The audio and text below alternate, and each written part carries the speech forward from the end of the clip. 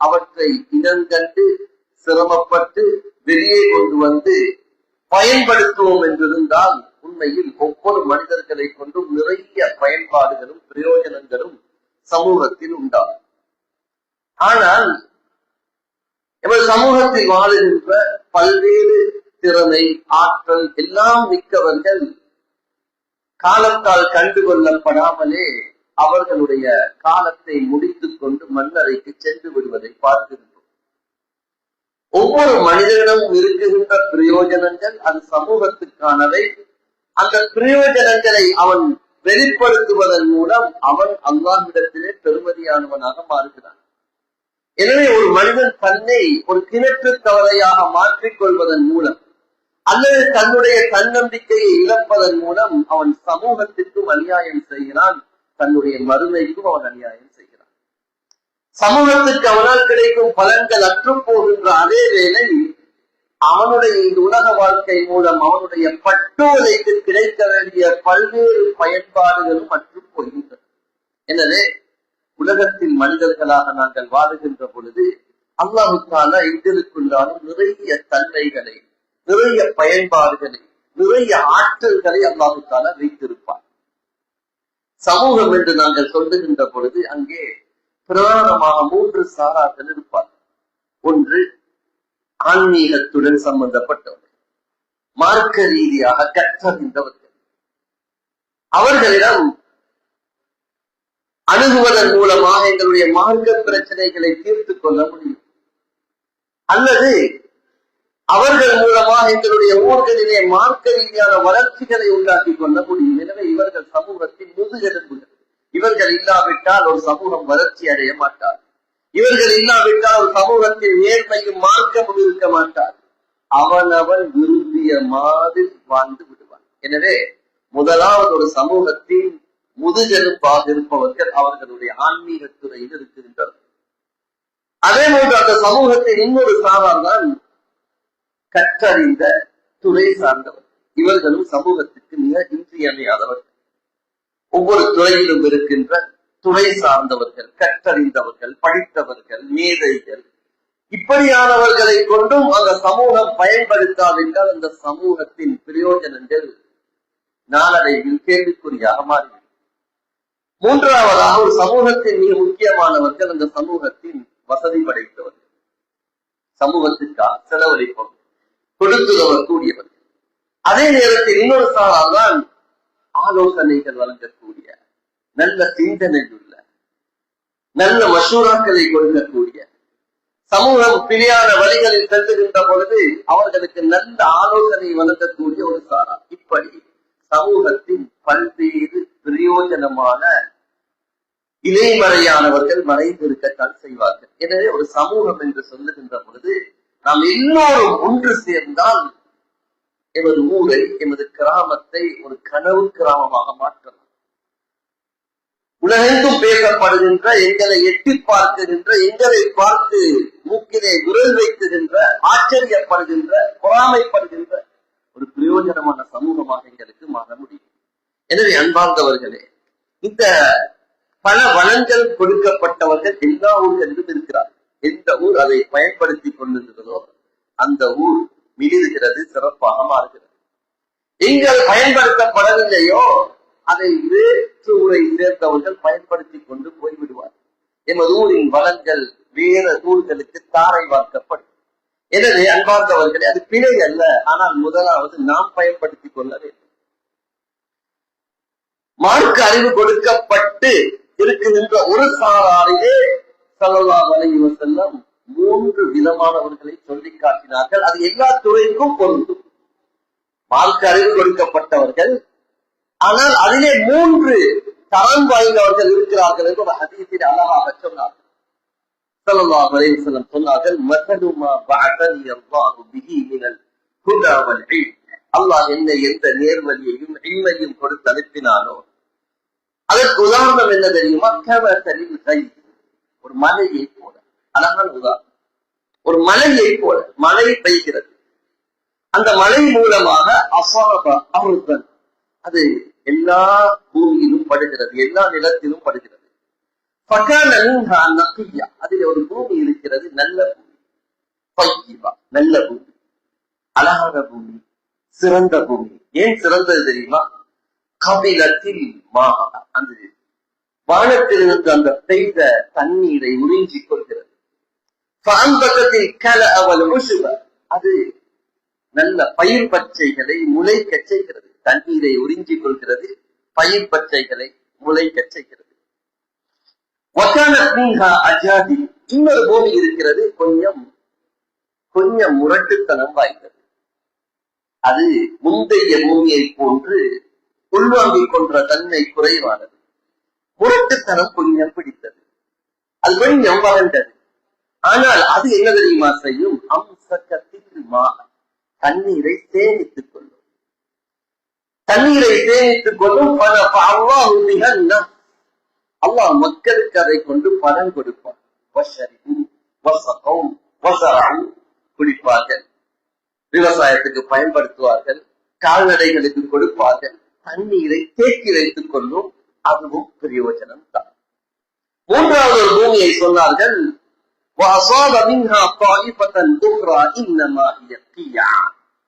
இன்னொரு நிலத்திலும் அந்த மழை படுகிறது. ஆனால் அது வறட்டுத்தனம் மட்டுமல்ல, முரட்டுத்தனம் மட்டுமல்ல, அது தண்ணீரை உள்ளடக்கி கொள்ளாத, தண்ணீரை தேக்கி வைத்துக் கொள்ளாத கற்கள் போன்று அது வடிந்து செல்லக்கூடிய தன்மையை கொண்ட பூமி. அது தண்ணீரும் உறிஞ்சிக் கொள்ளாது, தண்ணீரை தேக்கி வைத்துக் கொள்ளவும் மாட்டாது. எனவே அது தானும் பயன்படாது, அது பிறருக்கும் பயன் கொடுக்காது. ஸல்லல்லாஹு அலைஹி வஸல்லம் இந்த ஹதீஸை அழகாக சொன்னார்கள். இது 3 விதமான அறிவு கொடுக்கப்பட்டவர்களுக்கு உதாரணம் என்று சொன்னார். ஒரு சாரார் இருப்பார்கள், அவர்கள் எங்கிருந்தாலும் அவர்களால் பிரயோஜனம் உண்டாகும். அவர்களை சிறைச்சாலையில் போட்டாலும் அவர்களால் சமூகத்துக்கு கிடைக்கின்ற பயன்கள், நலவுகள் உண்டாகிக் கொண்டுதான் இருக்கும். அவர்களை கட்டி போட முடியாது. இன்னொரு சாரார் இருப்பார்கள், அவர்களிடம் அறிவு, ஆற்றல் எல்லாம் இருக்கும். யாரிடம் எப்போது சென்றாலும் எடுத்துக்கொள்ள முடியுமாக இருப்பார். இன்னொரு சாரார் இருப்பார்கள், அவர்கள் தானும் பிரயோஜனப்பட மாட்டார்கள், இன்னொரு சாராருக்கும் கொடுக்க மாட்டார்கள் என்று ஸல்லல்லாஹு அலைஹி வஸல்லம் 3 சாராரை ஏற்றாக்கினார். இது எல்லாவற்றுக்கும் பொருள்.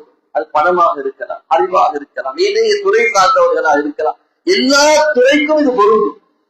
ஒரு சாரார் பயன் கொடுத்துக் கொண்டே இருக்கக்கூடியவர்கள், இன்னொருவர் தேடி போய் எடுத்துக்கொள்ள முடியுமானவர்கள், இன்னொருவர் தேடி போனாலும் அவரிடம் கிடைக்க மாட்டாத 3வது தரம் வாய்த்தவர்.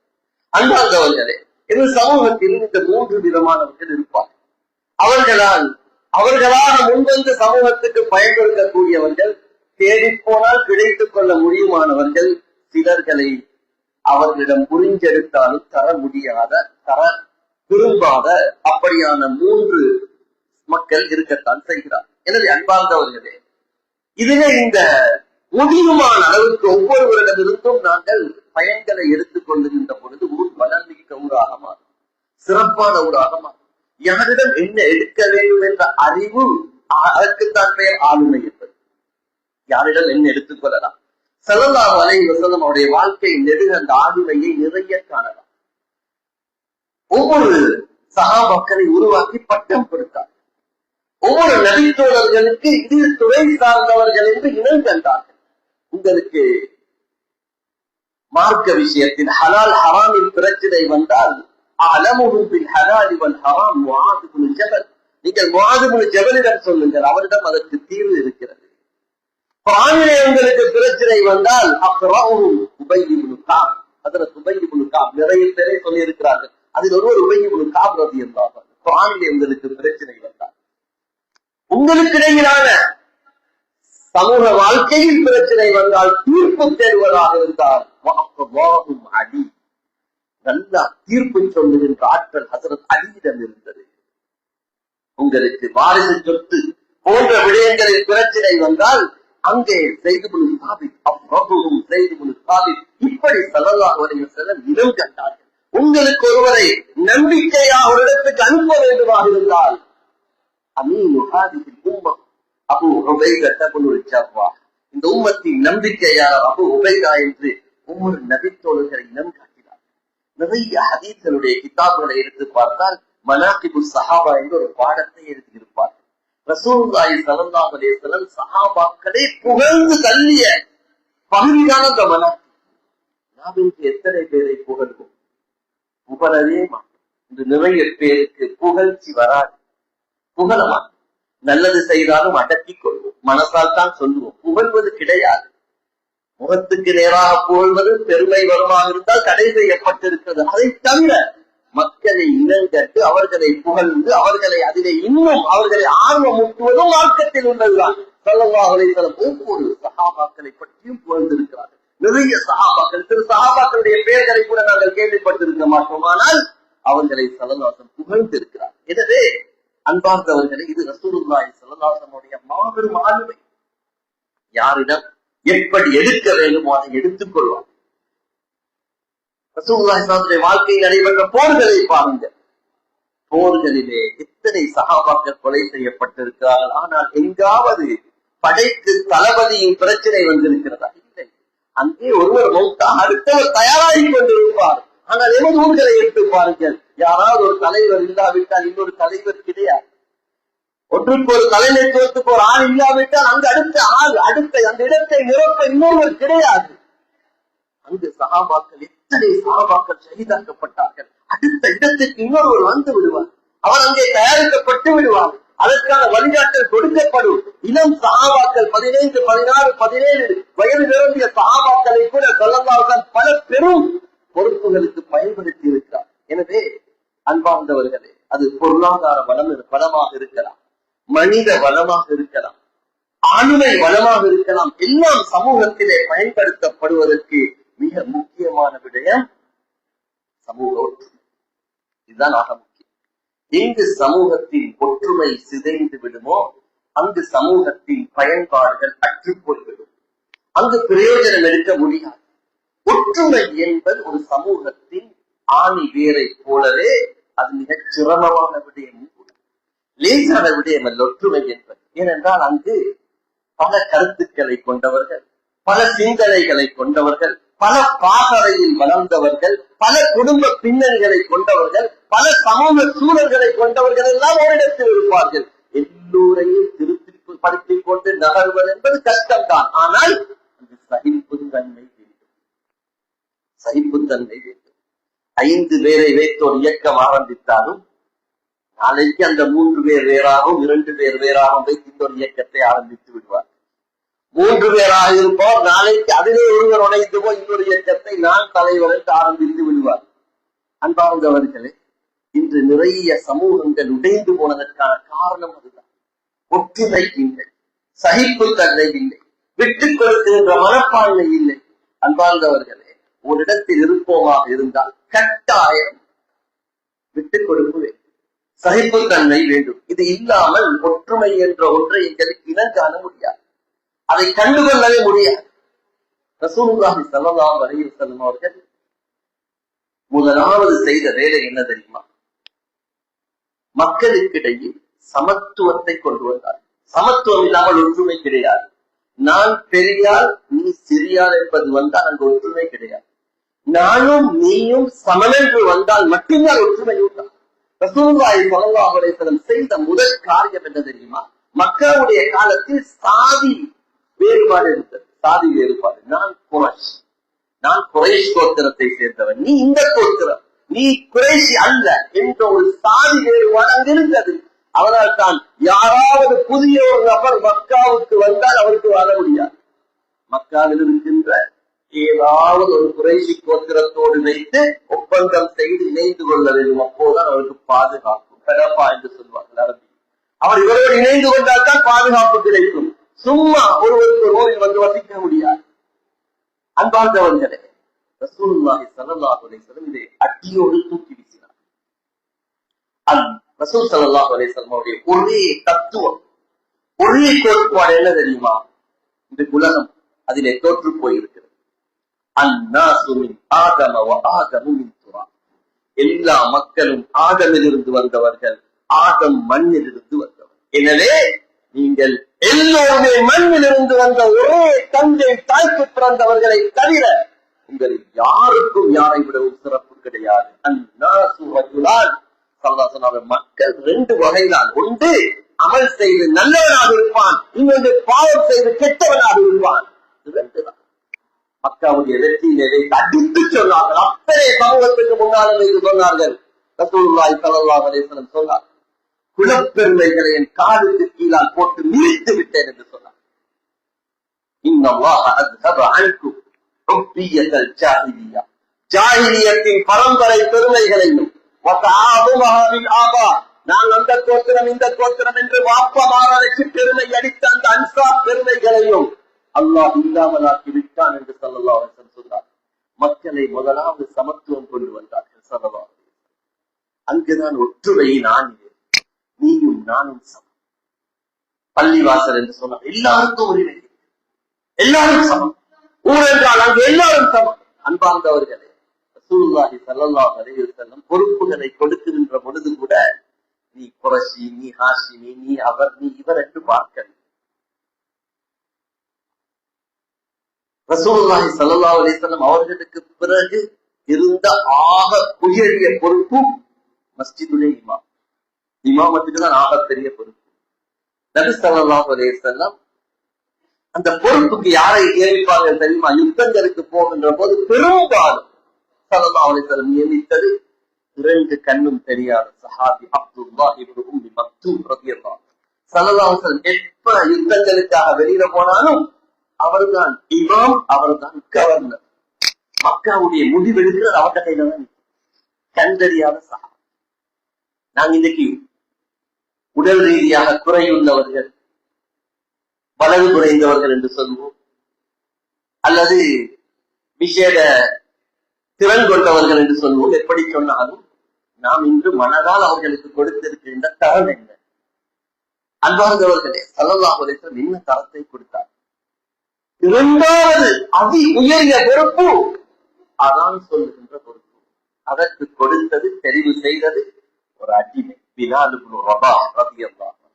ஒரு சாதாரண ரசூல் ஸல்லல்லாஹு அலைஹி வஸல்லம் ஹிஜ்ரத் போறதுக்கு முன்னால மக்காவுக்கு நிறைய சஹாபாக்கள் மக்காவிலிருந்து மதீனாவுக்கு ஹிஜ்ரத் போயிட்டாங்க. அங்கு தொழிலிச்சது யார் தெரியுமா? அடிமையாக இருந்து உரிமை விடப்பட்ட சாலிம் மௌலா அபி ஹுஸைஃபா ரலியல்லாஹு அன்ஹு. அபூ ஹுஸைஃபா யாருண்டா? மக்காவினுடைய அதிசிரேஷ்டமான குடும்பமாகிய அப்துல் ஷம்ஸ் கோத்திரத்தின் மூத்த பிரமுகராக இருந்த உத்பத் இப்னு ரபியாவின் வாரிசு மகன். அந்த உத்துபாவுடைய மகனாக இருந்த அபூ ஹுஸைஃபாவின் வீட்டில் வீட்டு வேலைக்காரராக இருந்த சாலிம் ரலியல்லாஹு அன்ஹு அவர்கள் தான் குபா என்ற அந்த இடத்திலே மஸ்ஜித் கட்டப்படுவதற்கு முன்னால் இமாமத் செய்தார். அன்பார்ந்தவர்களே, எல்லா விதமான அந்த ஏற்றத்தாழ்வுகளையும் இஸ்லாம் இல்லாமலாக்கியது. சமூக ஒற்றுமையின் முதற்கட்டளை அங்கு ஏற்றத்தாழ்வுகள் அகற்றப்பட வேண்டும். குல வெறிகள், குல கோத்திர வெறிகள் இல்லாமலாக்கப்பட வேண்டும். அன்பார்ந்தவர்களே, இன்று நாங்கள் நிறைய ரீதியாக பிரிந்திருப்பதை பார்க்கிறோம். சமூகத்திலே நாங்கள் பார்த்தால் ஒவ்வொரு ரீதியில் பிரிந்திருக்கிறோம். ஒவ்வொரு ரீதியாக பிரிந்திருக்கிறோம். அதிலே சுட்டி காட்டப்பட வேண்டிய இன்னொரு விடயம்தான், நாங்கள் இந்த தாவா ரீதியாக பிரிந்திருக்கிறோம். தாவாவுடைய அடிப்படையில் பிரிந்திருக்கிறோம். ஒவ்வொருவரும் இஸ்லாத்தை வளர்ப்பதற்காக ஒவ்வொரு கோணத்திலே தாவாவுடைய களத்தை தெரிவு செய்திருக்கிறார். இங்கு யாரும் பிழை, யாரும் சரி என்று சொல்லுகின்ற உரிமை யாருக்கும் கிடையாது. எல்லோருடைய நோக்கமும் இஸ்லாம் வளர வேண்டும். எல்லாரும் என்னை மாதிரி ஆகும் என்று யாருக்கும் சொல்ல முடியாது. ஒவ்வொருவரும் ஒவ்வொரு நோக்கத்தில், ஒவ்வொரு கண்ணோட்டத்தில், ஒவ்வொரு ரீதியில் தாவாவுடைய களத்தில் நாங்கள் பிரிந்திருக்கிறோம். அது ஒரு பிழை அல்ல. ஆனால் நாங்கள் அதை வைத்து இஸ்லாத்தை பிரித்து விடக்கூடாது. தாவாவுடைய அமைப்புகள் உருவான நோக்கம் இஸ்லாத்தை வளர்ப்பதற்காகவே அன்றி இஸ்லாத்தை கூறு போட்டு பிரித்துக் கொள்வதற்காக அல்ல. இஸ்லாத்தின் ஏக உரிமையாளர் நான் என்று சொல்வதற்காக அல்ல. இஸ்லாத்தின் சொந்தக்காரர் நான் என்று வாதாடுவதற்காக அல்ல. மரம் ஒன்று இருக்கிறது என்றால் அதற்கு பலரும் பல பயன்களை கொடுக்கலாம். ஒருவர் வேலியை போடுவார், ஒருவர் கலைகளை களைவார், ஒருவர் தண்ணீர் ஊற்றுவார், ஒருவர் அழுக்குகளை அப்புறப்படுத்துவார், ஒருவர் பராமரிப்பார். இப்படி பலரும் பல பயன்களை கொடுத்தாலும் இது யாருக்கும் மரம் சொந்தமானதல்ல. அன்பார்ந்தவர்களே, இயக்கங்கள் வருவதற்கு முன்னாலும் இஸ்லாம் இருந்தது. இயக்கங்கள் மறைந்தாலும் இஸ்லாம் இருக்கும். நாம் எல்லோரும் முஸ்லிம் என்ற அடிப்படையை முன்னிறுத்த வேண்டுமே தவிர நான் இந்த இயக்கம் என்பதை முன்னிறுத்துவது அது ஒரு நல்ல ஆரோக்கியமானது. அன்பார்ந்தவர்களே, எனவே யாரும் தவறாக எடுத்துக்கொள்ள வேண்டாம். நாங்கள் எந்த இயக்கம் சார்ந்தவர்களாக இருந்தாலும் சரி, நான் ஒரு முஸ்லிம் என்பதுதான் முதன்மைப்படுத்தப்பட வேண்டிய ஒன்று. அல்லாஹ் தஆலா குர்ஆனில் சொல்கிறான், வஅதஸிமு பிஹப்லில்லாஹி ஜமீஆ. அல்லாஹ்வுடைய கயிற்றை பலமாக பிடித்துக் கொள்ளுங்கள் என்று அல்லாஹ் சொல்லுகிறார். இதற்கு நிறைய பேர் ஒற்றுமை என்ற கயிற்றை என்று மொழிபெயர்ப்பு செய்வார். ஆனால் நிறைய முஃபஸ்ஸிர்கள் இதற்கு சொல்வது இஸ்லாம் என்ற கயிற்று, தீன் என்ற கயிற்று, குர்ஆன் என்ற கயிற்று. இதை பற்றி பிடித்துக் கொள்ளும், இதை விட்டுவிட வேண்டாம். ஏனென்றால் திசைகள் மாறினாலும் எல்லோருடைய இலக்கும் ஒன்று, சுவனத்தை அடைவது. நாங்கள் பல்வேறு ரீதியில் இஸ்லாத்துக்கு உதவுவதற்காகத்தான் பல இயக்கங்களாக பிரிந்திருக்கிறோமே தவிர இஸ்லாத்தை சீரழிப்பதற்காக. எனவே எல்லோருடைய இலக்கும் அது ஒன்றுதான், அது சுவனத்தை அடைவது. எங்கள் எல்லோருடைய நபியும் ரசூலுல்லாஹி ஸல்லல்லாஹு அலைஹி வஸல்லம். இதை தவிர நாங்கள் பிரிந்து போவதற்கு எதுவும் இல்லை. நான் ஒரு முஸ்லிம் என்பதை முதன்மைப்படுத்தும். இஸ்லாத்தை தவிர எனக்கு பெருமை தரக்கூடிய உலகத்தில் எதுவும் கிடையாது. ஒருவர் என்னிடத்தில் தனிப்பட்ட முறையில் கேட்டால் நான் ஒரு முஸ்லிம் என்றுதான் சொல்வேன். நாங்கள் இஸ்லாத்தை தவிர இந்த உலகத்தில் எங்களுக்கு முகவரி தந்தது எதுவும் கிடையாது. எனவே அன்பார்ந்தவர்களே, அதை நாங்கள் முன்னிலைப்படுத்துவோம். 1000 ஏன் சொல்கிறேன் என்றால், இந்த உலக சமூகத்திலே நாங்கள் சமூக வலைதளங்களை எடுத்து பாருங்கள். எங்களுக்கு யார் எதிரி? நாங்களே தான். எங்களை யார் கொச்சைப்படுத்துவது? நாங்களே தான். எங்களுக்குள் கொச்சைப்படுத்திக் கொள்வது, அடித்துக் கொள்வது, ஏற்றிக் கொள்வது, இது எப்போது ஒற்றுமைப்படும்? எப்போதும் ஒற்றுமைப்படாது. ஏனென்றால் பல்வேறு இயக்கங்கள் சமூகத்தில் இருக்கு, பலவரவரது உரிமை. அப்படியாக இருந்தால் எங்களுக்கு என்ன செய்ய முடியும்? எல்லோரையும் நானும் பான் தான் சாப்பிடுகிறேன், நீயும் பான் தான் சாப்பிடு என்று யாருக்கும் சொல்ல முடியாது. அது அவரது உரிமை. அவர் இடியாப்பம் தின்னுவார், அவர் பிட்டு தின்னுவார், அவர் வேண்டியதை சாப்பிடுவார். ஆனால் அது எங்களுக்கு கருத்து சொல்ல முடியும். எனவே அன்பார்ந்தவர்களே, எல்லோருடைய நோக்கமும் இஸ்லாத்தை வளர்ப்பது. இஸ்லாம் தான் எங்கள் பிரதானமானது. இதை நாங்கள் மனதிற்குள் எடுக்க வேண்டும்.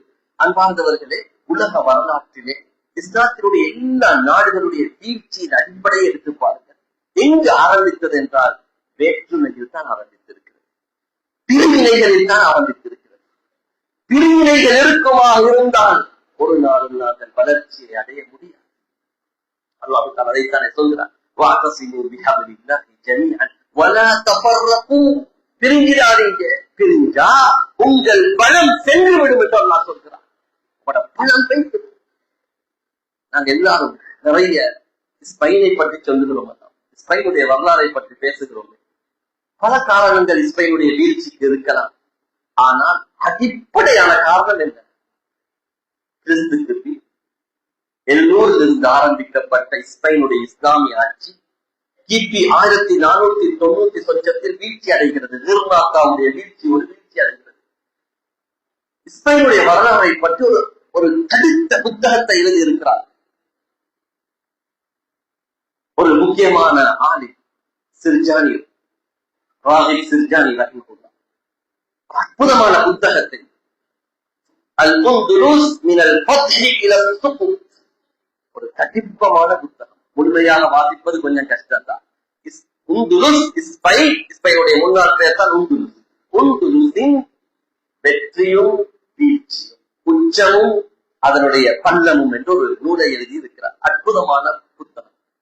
அன்பார்ந்தவர்களே, அந்த நூலிலே மிக சுருக்கமாக அவர் சொல்ல வருவது என்னவென்றால், அது எப்படி பிரிந்தது.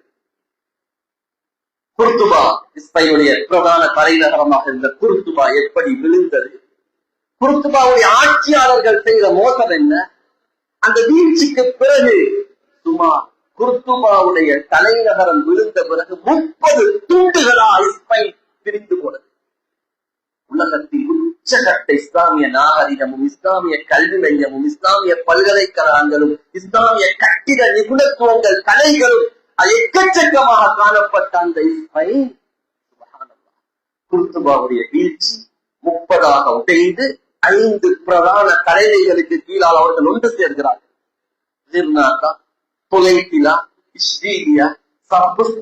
இப்படியான பிரதான 5 தலைமைகளுக்கு கீழால் ஒன்று சேர்கிறார்கள். ஒன்று சேர்ந்து ஆட்சியை பிடிப்பதற்காக வேண்டி ஒருவருக்கொருவர் சண்டை பிடித்துக் கொள்கிறார்கள். சண்டை பிடித்தால் பரவாயில்லை, ஹஜ்ரத் முஆவியாவுக்கும் ஹஜ்ரத் அலிக்கும் பிரச்சனை வந்தது. ஹஜ்ரத் முஆவியாவுக்கும் ஹஜ்ரத் அலிக்கும் பிரச்சனை வந்த போது ரோம் நாட்டு சக்கரவர்த்தி ஒரு கடிதத்தை எழுதினார் ஹஜ்ரத் முஆவியாவுக்கு. எங்களுடைய படையையும் அனுப்புகிறோம் முஆவியா உங்களுக்கு உதவிக்காக, எங்களுடைய படையையும் அனுப்புகிறோம் உங்களுக்கு உதவிக்காக, அலியை தாக்குவோம் என்று ஹஜ்ரத் முஆவியா ரலியல்லாஹு அன்ஹு பதில் எழுதினார்கள். அவர்கள் பாவித்த வார்த்தையை மிம்பரிலிருந்து என்னால் சொல்ல முடியாது. பட்டு மோசமான ஒரு வார்த்தையை பாதித்து பதில் கடிதம் எழுதினார்கள். நீ இப்படி வருவாயாக இருந்தால் அண்ணன் சகோதரர் நானும் அவரும் சேர்ந்து உன்னை தாக்குவோம் என்ற பதிலை ஹஜ்ரத் முஆவியா ரலியல்லாஹு அன்ஹு எழுதினார். அந்த பதிலை சொல்ல அந்த 5 பகுதிகளும் தவறிவிட்டன. ஒவ்வொருவரும் கிறிஸ்துவ ஆட்சியாளர்களை விலைக்கு பேசி அவர்களோடு சேர்ந்து அடுத்த பகுதியை தாக்கினார். வரலாற்றை படித்து பாருங்கள், அல்லது கூகுளில் சரி போய் தேடி பாருங்கள்.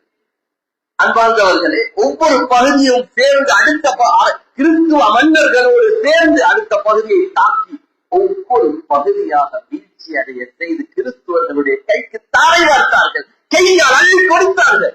அங்கே வீழ்ச்சி அடையவில்லை, அவர்களாக அள்ளி கொடுத்ததுதான் இன்றைய இஸ்பெயினுடைய வீழ்ச்சி அடைந்த பிறகு என்ன நடந்தது என்ற கவலையான சோக கதையை படித்தால் நான் சத்தியமாக சொல்கிறேன், அல்லாஹ்விற்கு அவ்வளவு பேர் இன்ஷா அல்லாஹ் அழுவி அந்த இஸ்பெயினுடைய வீழ்ச்சிக்கு பிறகு என்ன நடந்தது என்பதை படித்து பார்த்தால் அத்தனை பேர் அழுவி. உது செய்ய முடியாத தொழுதால் கனதையிலே திருப்பி வைத்து கல்லால் அடிக்கப்பட்டு கொலை செய்யப்பட்ட தொழுகை என்ற ஒரே காரணத்திற்காக ஒட்டுமொத்த உலகத்திற்கும் இஸ்லாத்தை கொடுத்த அந்த இஸ்பெயினின் வீழ்ச்சியின் இறுதியை முடிவை படித்து பார்த்தால் ஒத்த கண்ணீர் வடிப்போம். அன்பார்ந்தவர்களே, இந்த ஒற்றுமையை பற்றி சமூகத்திலே பேசினால் கசப்பு, ஏற்றுக்கொள்ள முடியாது. நாங்கள் எதற்காக வாழுகிறோம்? எனவே அன்பார்ந்தவர்களே, மிக முக்கியமாக நாங்கள் எல்லோரும் ஒற்றுமைப்பட வேண்டும். எங்களால் உள்ள பலன்களை நாங்கள் சமூகத்துக்கு பாதிக்க வேண்டும்.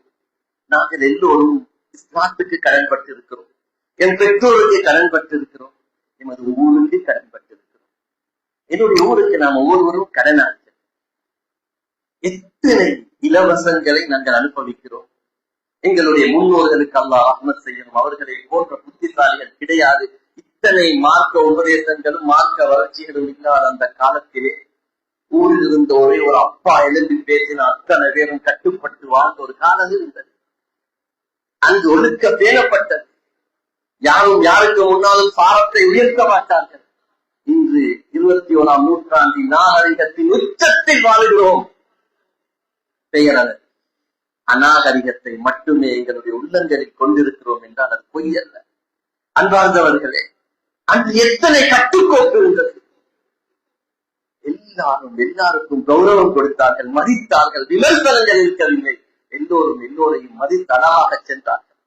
அவர்கள் செய்த வகுப்புடைய சொத்துக்களைத்தான் நாங்கள் அனுபவித்துக் கொண்டிருக்கிறோம். பள்ளிவாசல்களுடைய வரலாறை எடுத்து பாருங்கள். இங்கிருந்து பிடித்தால் உலப்பனை என்று முடித்தார். அங்கே ஜெயமாலபுர, மரியாவத்த, கேட்பள்ளி, இலவத்துற, காட்டபிட்டி, ஒவ்வொரு பள்ளிவாசல் எங்கே அமைந்திருக்கிறது என்று பாருங்கள். இன்று இருந்திருந்தால் யாராவது கொடுப்போமா? இப்படி ரோட்டோரத்திலே ஒரு காணி ஒன்று இருந்தால் பள்ளிக்கு கொடுத்திருப்போமா? எடுத்திருப்பார்களா? அன்று மூதாதையர்கள் வகுப்பாக கொடுத்து சொதக்கா ஜாரியாவாக கொடுத்ததை இன்று பேர குழந்தைகள் சுருட்டி கொள்ளுகிறார்கள். சொதக்கா ஜாரியா முசீபா ஜாரியாவாக மாறுகிறது. அன்பார்ந்தவர்களே, எனவே அவர்கள் புத்திசாலி, சமூகத்துக்கு தன்னால் ஆனதை செய்தார். பள்ளிவாசல்களை கட்டினார். தங்களால் முடிந்த சிரமங்களை இப்படி மெட்டெல்லாம் கிடையாது வந்து கொட்டுவதற்கு அந்த காலத்தில் கையால் அடித்து கல்களை உடைத்து, பழையவர்களுக்கு தெரியும், நாங்கள் எல்லாம் கேள்விப்பட்டதுதான், நீங்கள் எல்லாம் கண்டவர்கள் இருப்பீர்கள். எவ்வளவு சிரமப்படணும். ஒரு பலகையை, ஒரு கதவை போடுவதற்கு எங்கு போய் கதவை தூக்கி வர வேண்டும். எவ்வளவு சிரமப்பட்டு பள்ளிவாசல்களை கட்டி எழுப்பினார்கள், மையவாடிகளை உருவாக்கினார்கள், பாடசாலைகளை உருவாக்கினார்கள். எத்தனை பொது சேவைகளை அன்று மக்கள் செய்தார்கள். அன்பார்ந்தவர்களே, இதுவெல்லாம் நீங்கள் மூதாதையர்கள் விதைத்த வித்துக்களை சாப்பிட்டு நாங்கள் அறுவடை செய்து கொண்டிருக்கிறோம். நான் எதை விதைத்தேன் என் எதிர்கால சந்ததியினருக்காக என்ற கேள்வி இருக்கிறது. ஒவ்வொருவரும் என்னால் என்ன முடியும், என்னிடம் என்ன ஆற்றல் இருக்கிறது, அல்லாஹ் யாரையும் வீணாக படைக்கவில்லை. ஆரம்பமா ஹதீஸில் அதைத்தான் சொன்னேன். யாரையும் அல்லாஹ் வீணாக படைக்கவில்லை. ஒவ்வொருவருக்கு பிறகும் ஆற்றல் இருக்கும், திறமை இருக்கும். அவர்களை இனங்கண்டு அவர்களை சமூகத்துக்குரியவர்களாக மாற்றி அவர்களிடமிருந்து என்னதை எடுக்கலாம். எல்லோரிடமும் 2 பக்கம் இருக்கும். யாரும் நல்லவர்கள் கிடையாது. நல்லதை எடுத்துக்கொள்வது மனிதன். நல்லதை எடுத்துக்கொள்ள பூர்த்தியாக 100% நல்லவர்கள் யாரென்றும் தேடி நாங்கள் அவர்கள் தான் சமூகத்துக்கு நல்லது செய்ய வேண்டும், அவர்கள் தான் பயன் பண்ண வேண்டும், அவர்கள் தான் இமாமாக இருக்க வேண்டும் என்று வாழ்த்தால் உலகத்தில் யாரையும் கொண்டு வர முடியாது. அன்பார்ந்தவர்களே, இருப்பதை நல்லதை பார்த்து சிறப்பாக நாங்கள் முன்னெடுத்து செய்தால் எமது ஊரை போன்று ஒரு சிறந்த ஊர் இருக்க மாட்டார். எல்லோரும் நிறைய பங்களிப்பு செய்கிறோம். ஆனால் எங்களால் முடியுமான எதை செய்கிறோம்? அன்பார்ந்தவர்களே, ஒரு மனிதனுடைய வாழ்க்கையின் முக்கிய பருவம் 30 தொட்டு 60. 30 தொட்டு 60 தான். 20, 25 வயது என்பது அவன் ஆரம்பமாக சம்பாதிக்கின்ற வயது. ஒரு 30க்கு பிறகுதான் அவனுக்கு ஒரு முகவரி கிடைக்கும். 60க்கு பிறகு அவனை யாரும் கண்டுகொள்ள மாட்டார். அந்த குறிப்பிட்ட அந்த 30 வருடம் தான் நாம் அறுவடை செய்கின்ற வருடம். நாம் எதை கொடுத்துகிறோம்? எத்தனை கடன்பட்டிருக்கிறோம்? நாட்டுக்கு எவ்வளவு கடன்? எத்தனை இலவசங்களை அனுபவிக்கிறோம்? இலவசமாகத்தான் கற்றிருக்கிறோம். இலவசமாக வைத்திய எல்லா சொகுசுகளையும் அனுபவிக்கிறோம். நாட்டுக்கு என்ன கொடுத்தோம்? ஊருக்கு என்ன கொடுத்தோம்? அன்பார்ந்தவர்களே, எங்களால் முடியுமான இதை நாங்கள் கொடுக்க வேண்டும். யாரும் கொடுப்பதில்லை என்று சொல்வதில்லை. அல்ஹம்துலில்லாஹ், இலங்கையில் இருக்கின்ற 3000க்கு மேற்பட்ட பள்ளிவாசல்கள், 400க்கு மேற்பட்ட மதரசாக்கள், எத்தனையோ பொது நிறுவனங்கள், பொது நிதியங்கள் எல்லாம் எமது முஸ்லிம்களுடைய தனியார் வளங்களினால் வளம் பெற்றிருக்கின்றதே தவிர அதற்கு எங்கும் அரசாங்கங்களிலிருந்து சல்லி வருவது கிடையாது. எனவே அன்பார்ந்தவர்களே, ஆனால் எங்களால் இன்னும் விதைக்க முடியுமான எத்தனையோ விடயங்கள் இருக்கின்றன. ஊருக்கு நல்ல ஒன்றை செய்துவிட்டு சென்றால் நிச்சயமாக அல்லாஹ் அதற்குரிய நன்மையை தருவான். ஸல்லல்லாஹு அலைஹி வஸல்லம் மிக அற்புதமாக சொன்னார்கள், இன்ன மினன் நாஸி மஃபாத்தீஹ், மக்களில் சில மக்கள் இருக்கிறார்கள், அவர்கள் சாவிகளை போன்றவர், திறவுகோல்கள். அவர்கள் மஃபாத்தீஹு அல் கைர் சொன்னார்கள் ஸல்லல்லாஹு அலைஹி வஸல்லம், நல்லதை திறப்பார்கள், மகாலீகுல் ஷர், கெடுதியை மூடிவிட்டு செல்வார்கள். இன்னும் சிலர் இருப்பார்கள், கெடுதியை திறப்பார்கள், நல்லதை மூடுவார்கள், கெடுதியை திறப்பார்கள், நல்லதை மூடுவார்கள். ஸல்லல்லாஹு சொன்னார்கள், தூபா, நன்மகாயம் உண்டாகட்டும், யாரெல்லாம் நல்லதை திறந்துவிட்டு கெட்டதை மூடிவிட்டு மௌத்தாகிறார்களோ அவர்களுக்கு நன்மாராயம் உண்டாகட்டும் என்று ரசூலுல்லாஹி ஸல்லல்லாஹு அலைஹி வஸல்லம் சொன்னார். அன்பார்ந்தவர்களே, நான் வாழும் காலத்தில் என்னால் என்ன நல்லதை திறக்க முடியும்? நான் ஒரு நல்லதை ஆரம்பித்தார், நான் ஒரு நல்லதை செய்தார், நான் ஒரு நல்லதை கொடுத்தார், அல்லாஹ்விடத்தில் நிறைய கூலி இருக்கிறது. ரசூலுல்லாஹி ஸல்லல்லாஹு அலைஹி வஸல்லம் அவர்கள் சதகாவை வலியுறுத்தினார்கள். தபூக்குடைய யுத்தம், ஒரு சஹாபி ஹஜ்ரத் அப்துர் ரஹ்மான் பின் அவுஃப் ரலியல்லாஹு அன்ஹு அவர்கள் மிக வசதியான சஹாபி, நிறைய கொண்டு வந்து கொடுத்தார். நிறைய பொற்காசுகளை, தங்க பணங்களை, தீனார்களை கொண்டு வந்து கொடுத்தார்கள். ஒரு சஹாபி தன்னுடைய கையால் ஒரு அள்ளி ஈச்சம்பழத்தை கொண்டு வந்து கொடுத்தார்.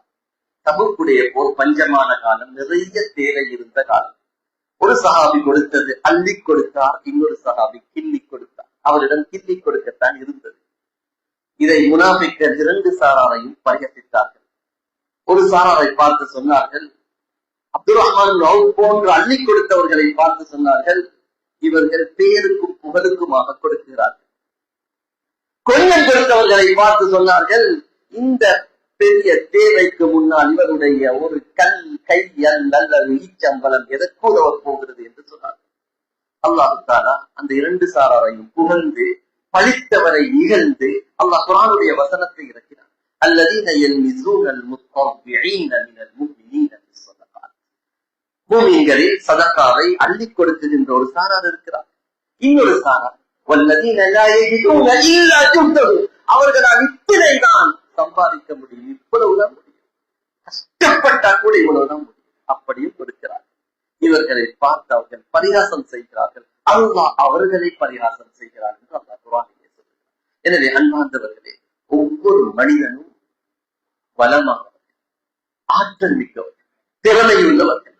என்னால் நான் என் ஊரின் கடலை ஏதோ ஒரு அடிப்படையில் அடைக்க வேண்டும் என்ற ஒரு உணர்வு எங்களுக்கு கட்டாயம் வேண்டும். இதுதான் நாம் எமது ஊருக்கு செய்கின்ற கடன், இஸ்லாத்துக்கு செய்கின்ற உதவி, எங்களுடைய மறுமைக்கு பிறகு நாம் செய்கின்ற உதவி. அன்பார்ந்தவர்களே, சதக்கா என்பது, உதவி என்பது, தர்மம் என்பது அது சாதாரணமான ஒன்றல்ல. ஸல்லல்லாஹு அலைஹி வஸல்லம் சொன்னார்கள், அஹப்புன் நாஸி இலல்லாஹ் அன்ஃபஉஹும் லின்னாஸ். அல்லாஹ்வுக்கு மக்களில் மிக விருப்பமானவர்கள் மக்களுக்கு பயன்பாடு உள்ளவர்கள் என்று சொன்னார். எனவே நான் உண்டு என் பாடுண்டு என்று வாழ்வது அது மனித பண்பல்ல. நானும் வாழ்ந்து பிறரையும் வாழ வைத்து என்னுடைய பட்டோலை இலகுவாக உயர்த்திக் கொள்ளுகின்ற வாய்ப்பை பயன்படுத்திக் கொள்வதுதான் புத்திசாலித்தனம். கடைசியாக ஒரே ஒரு ஹதீஸை சொல்லி முடித்துக் கொள்கிறேன். ஸல்லல்லாஹு அலைஹி வஸல்லம் சொன்னார்கள், பொறாமைப்படுவது கூடாது. 2 பேருடன் பொறாமைப்படலாம். லா ஹஸத இல்லா ஃபித்னத். 2 பேருடன் பொறாமைப்படுவதாக இருந்தால் அந்த 2 பேருடன் தான் பொறாமைப்பட முடியும் என்று ஸல்லல்லாஹு அலைஹி வஸல்லம் சொன்னார்கள். சொல்லிவிட்டு சொன்னார்கள், அவர்கள் யார் என்றால், அதை ஒரு சாரா ரஜுலுன் ஆத்தாஹுல்லாஹு மாலன், ஒருவருக்கு அல்லாஹ் பணத்தை கொடுத்திருக்கிறான், அவர் நிறைய நல்ல காரியங்களில் செலவழிக்கிறார், இவரை பார்த்து பொறாமைப்பட வேண்டும். இன்னொருவர் இருக்கிறார், அல்லாஹ் அவருக்கு அறிவு ஞானத்தை கொடுத்திருக்கிறான், அந்த அறிவை மக்களுக்கு பயன்படுத்துகிறார். இந்த 2 சாராரை பார்த்து ஒரு மனிதன் பொறாமைப்பட வேண்டும் என்று சொன்னார்கள். அன்பார்ந்தவர்களே, ஏன் தெரியுமா? இந்த 2 சாராரும் மிக சுருகிய, மிக குறுகிய, மிக இலகு வழியில் சுவனத்தை அடைபவர்கள். ஒரு மனிதர் தன்னுடைய சதக்கா மூலம் பள்ளிக்கு கொடுக்க ஒன்றும் இல்லை, பள்ளியிலே நடக்குகிறது, தன்னால் ஒரு சிமந்தி பேக் வாங்கி கொடுக்க முடியும் என்றால் அவர் கொடுக்குகிறார். அவருடைய பணமும் களப்படுகிறது. பள்ளி இந்த 100 வருடத்துக்கு இருக்கும் என்றால் அவருக்கு பள்ளி கட்டிய நன்மை கிடைக்கிறது. ஒருவர் காப்பட்டை வாங்கி கொடுக்குகிறார், அத்தனை 1000 மக்கள் தொழுகிறார்கள், அவருக்கு நன்மை கிடைக்கிறது. இலகு வழியில் சுவனத்தை அடைந்து கொள்கிறார். இன்னொரு மனிதர் புத்தி சொல்லுகிறார், மக்களை நல்ல காரியத்துக்கு தூண்டுகிறார். 1000 பேர்கள் அதை திருந்தினால், அது ஒரு மனிதர் தான் திருந்தினாலும் அவருக்கு அவருடைய பட்டோலை நிரப்புகின்ற காலம் எல்லாம் இவருடைய பட்டோலையும் நிரம்பிக் கொண்டிருக்கும். எனவே அன்பார்ந்தவர்களே, வாழும் காலத்தில் எங்களுக்கும் பிரயோஜனமாக வாழ்ந்து மக்களுக்கும் பிரயோஜனமாக வாழ்ந்து நல்லவர்களாக வாழ்ந்து மௌத்தாகின்ற பாக்கியத்தை எல்லாம் அல்லாஹ் தஆலா நம் அனைவருக்கும் தந்தருவானாக. யா அல்லாஹ், நம் அனைவருடைய பாவங்களை மன்னிப்பாயாக, தெரிந்தும் தெரியாமல் செய்த எல்லா குற்றங்குறைகளை மன்னித்து மறைத்தருவாயாக. நம் அனைவருக்கும் ஜன்னத்துல் ஃபிர்தௌஸ் என்ற அந்த உயர்ந்த சுவர்க்கத்தை தந்தருவாயாக.